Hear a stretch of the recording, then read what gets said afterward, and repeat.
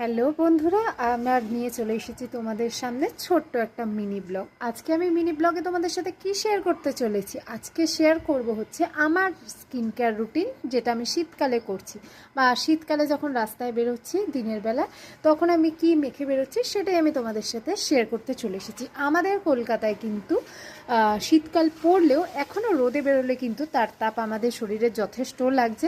তো রোদে বেরোনোর জন্য যারা যারা ওয়ার্কিং ওমেন রয়েছে, তাদের তো ডেলি রোদে বেরোতে হয়, তো তাদের জন্য কিন্তু মোস্ট মানে দরকার একটা ভালো সানস্ক্রিনের।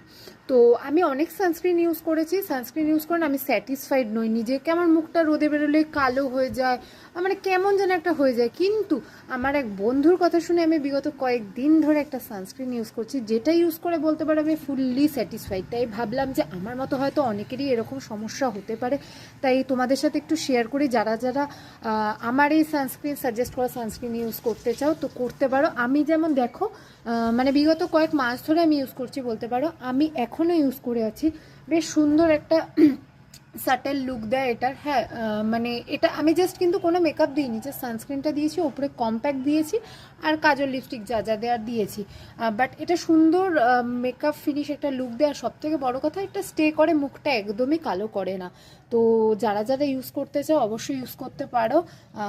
তো দেখো এই সেই সানস্ক্রিন যেটা আমি ইউজ করছি এখন, যেটা হচ্ছে বায়োফ্রেশের একটা সানস্ক্রিন। আমি SPF 30টাই এখন ইউজ করছি, বিকজ শীতকালে SPF 30টাই যথেষ্ট। তো আমি বলতে পারো এটার প্রেমে পড়ে গেছি একদম।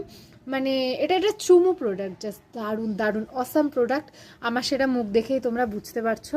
তো যারা যারা ইউজ করতে চাও, আমার মতো সমস্যায় ভুগছো যারা, যে সানস্ক্রিন মাখলে মুখ কালো হয়ে যায়, এটা একবার অবশ্যই ইউজ করে আমি দেখতে বলবো।